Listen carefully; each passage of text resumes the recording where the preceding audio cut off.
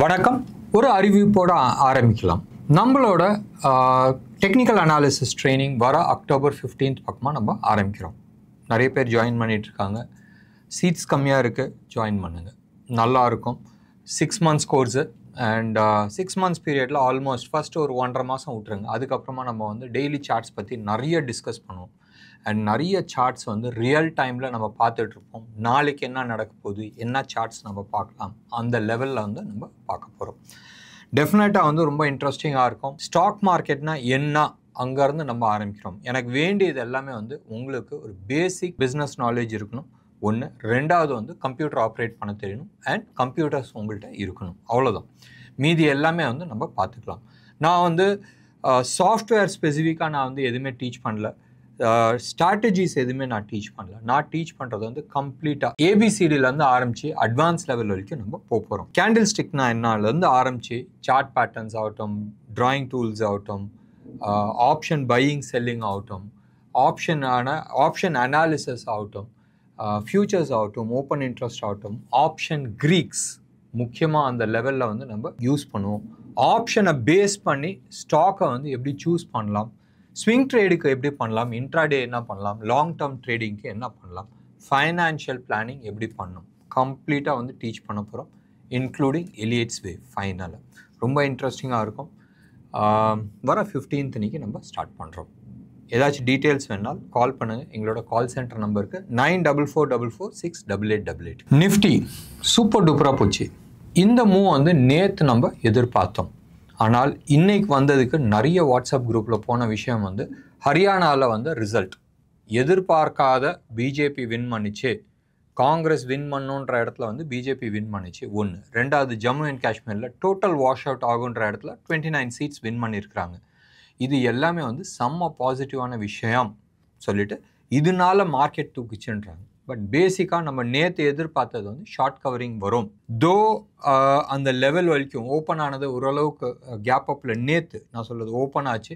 But அங்கேருந்து கீழே வர ஆரம்பிச்சிச்சு. இன்றைக்கி கூட நீங்கள் எடுத்து பாருங்களேன், ஓப்பன் ஆனது ஒரு லெவலில் அங்கேயே சஸ்டெயின் ஆச்சு. ரிசல்ட் வந்து பிஜேபிக்கு சாதகமாக மூவ் பண்ணும்போது மார்க்கெட் வந்து ரேலி ஆக ஆரம்பிச்சிச்சு. பட் இது எல்லாமே வந்து காரணம் ஷார்ட் கவரிங் தான் பேசிக் ரீசன்ஸ்.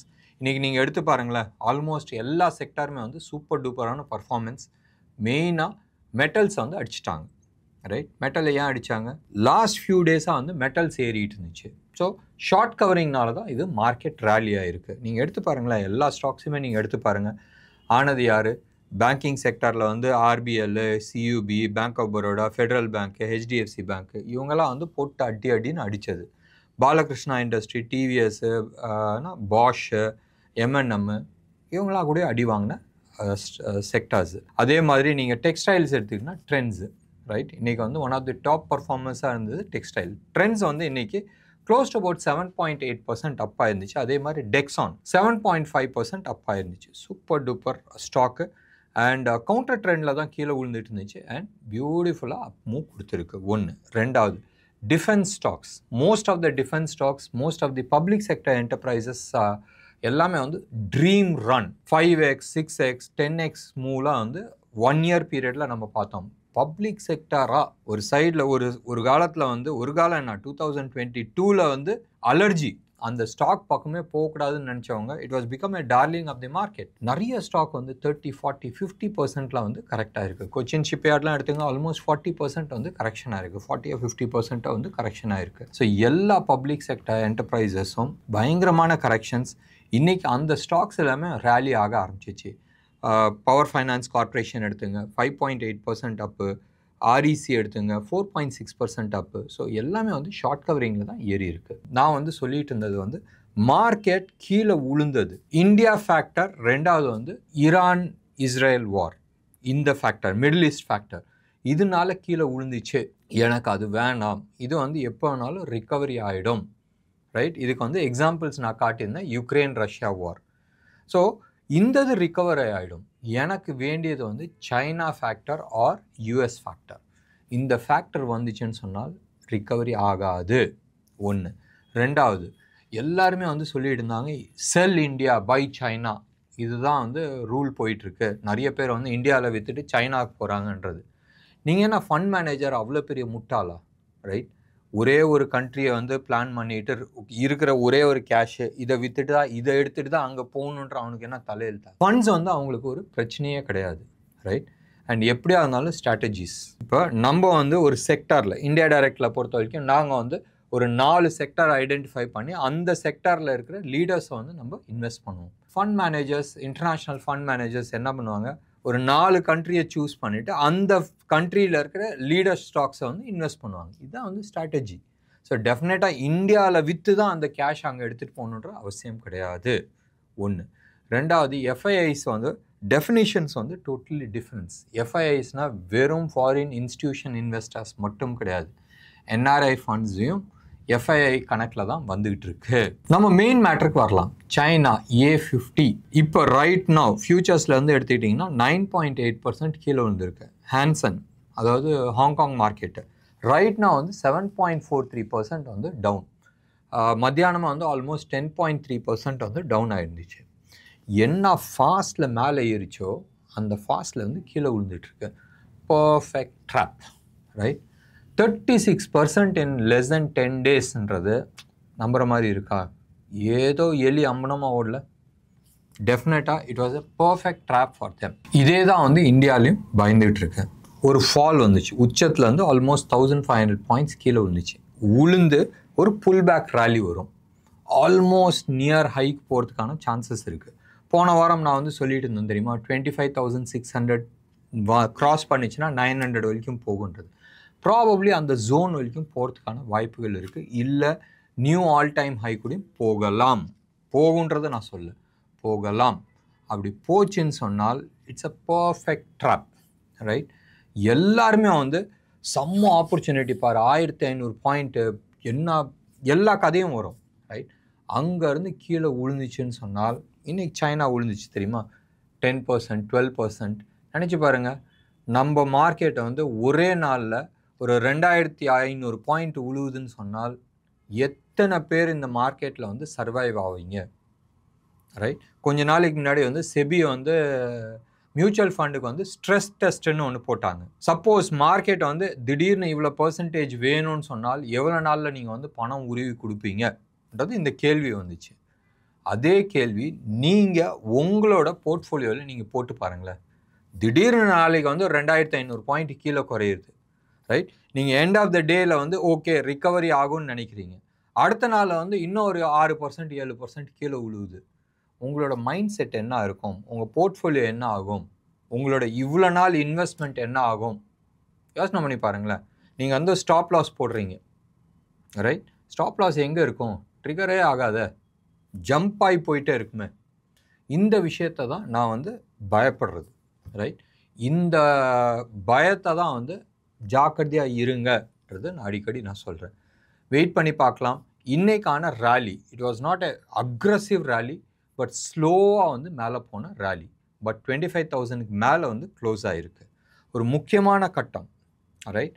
24,700 லெவலில் இருந்து மேலே போச்சு. இது வந்து ரெண்டுக்கும் நடுப்புற இருக்குது. 820 நம்ம எதிர்பார்த்தோம், ரைட்? கீழே வந்து 24,600. அந்த டார்கெட்டை வந்து இன்னமும் ஓப்பனில் இருக்குது. ஸோ அந்த இடத்துல வந்து மேபி ஒரு சப்போர்ட் எடுக்கலாம், இல்லை அப்படியே வெண்ணையை வெட்டிட்டு போகிற மாதிரி போகிறதுக்கு வாய்ப்பு இருக்குது. பட் வெயிட் பண்ணி பார்க்கலாம். இப்போதைக்கு இந்த லெவல் 3 லெவல் இருக்குது தெரியுமா, 24,820, 24,700 நேற்று வந்த level, and 24,600 level. Major support இருக்குது. இந்த 3 ஏரியா வந்து எப்படி வரும் காலத்தில் மார்க்கெட்டை வந்து ஹேண்டில் பண்ண போகுதுன்றது நம்ம பார்க்க வேண்டிய ஒரு விஷயம். இன்டர்நேஷ்னல் மார்க்கெட்டை பொறுத்த வரைக்கும், ரைட், இன்ட்ரெஸ்டிங்காக போயிட்டுருக்கு. யூஎஸோட இன்ட்ரெஸ்ட் கர்வ் இருக்குது தெரியுமா, இந்த 10 இயர் பாண்ட், 30 இயர் பாண்ட் எல்லாமே வந்து 4%க்கு மேலே போச்சு. இந்த ஒரு விஷயம் வந்து ஃபர்ஸ்ட் சைன் ஆஃப் வார்னிங். எப்பயுமே வந்து இன்ட்ரெஸ்ட் ரேட் கர்வ் வந்து மேலே போகும், ஒன்று. ரெண்டாவது வந்து மற்ற டேட்டாஸ் எல்லாமே நம்ம பார்க்க வேண்டிய ஒரு விஷயம். ஸோ அந்த கர்வ் வந்து இன்றைக்கி காலையில் மேலே போச்சு. ஸோ டெஃபினெட்லி இன்ட்ரெஸ்ட் ரேட் மேலே போகுதுன்னு சொன்னால் people are moving out of equity market to the bond market. இப்போதைக்கு அந்த சைடு இன்ட்ரெஸ்டிங்காக இருக்குது, ஒன்று. ரெண்டாவது, க்ரூடு தார்மாராக கீழே விழுந்துட்டுருக்கு ரைட் நவ். இந்த ப்ரோக்ராம் வந்து அரௌண்ட் 7 o'clock நம்ம வந்து ரெக்கார்ட் பண்ணுறோம், 7:30 பக்கமாக ரெக்கார்ட் பண்ணுறோம். க்ரூடு வந்து ஆல்மோஸ்ட் 3% கீழே விழுந்துருக்கு. Big positive for India, right? 3.4% வந்து கீழே விழுந்திருக்கு. ஐ அஸ்யூம், மறுபடியும் நான் சொல்கிறேன், ஐ அஸ்யூம் தட் நம்ம வந்து இந்த லெவலில் இப்படியே இருக்கட்டும்னு. ஒன்றும் இல்லை, இஸ்ரேல் வந்து சொல்லியிருக்கு, நாங்கள் வந்து ஈரானோட நியூக்ளியர் ஃபெசிலிட்டியில் அட்டாக் பண்ண மாட்டோம். சில விஷயங்கள்லாம் சொல்லியிருக்கிறாங்க. நேற்று வேறு ஈரான் வந்து சர்ப்ரைசிங்லி நியூக்ளியர் டெஸ்ட் பண்ணியிருக்கிறதாக ஒரு ரூமர்ஸ் வந்துருக்கு. எவ்வளோ தூரம் உண்மைன்றது தெரியாது. கன்ஃபார்ம்டாக வந்து யாருமே சொல்லலை. ஸோ வெயிட் பண்ணி பார்க்கலாம் மிடில் ஈஸ்டில் என்ன நடக்க போகுதுன்றது ஒரு சைடு. பட் டெக்னிக்கலி இது வந்து ஃபாலுக்கான ஒரு புல் பேக். 38% வரைக்கும் போகுதா இல்லை 61% வரைக்கும் போகுதான்றது நம்ம வெயிட் பண்ணி பார்க்க வேண்டிய ஒரு விஷயம். அந்த லெவலில் தான் நம்ம கொஞ்சம் ஜாக்கிரதையாக இருக்கணும். கோல்டை பொறுத்த வரைக்கும் ஆல்மோஸ்ட் அந்த லெவலில் தான் இருக்குது. சில்வர் வந்து கொஞ்சம் ஓரளவுக்கு கீழே விழுந்திருக்கு. சில்வரை பொறுத்த வரைக்கும் ஆல்மோஸ்ட் 2000 rupees பர் கேஜி வந்திருக்கு. நேற்று வந்து 94,500 லெவலில் இருந்துச்சு. இப்போ ரைட் நவ் 92,600 லெவலில் இருக்குது. இது 999 குவாலிட்டி ஜிஎஸ்டியோட ஹோல்சேல் ரேட் சில்வர். கோல்டை பொறுத்த வரைக்கும் 7,800 கீழே வந்திருக்கு. ஒரு 10 ரூபா 7,790 785 அந்த ரேஞ்சில் வந்து 24 கேரட் ஹோல்சேல் ரேட் ஜிஎஸ்டியோட விற்கிற ரேட்டு.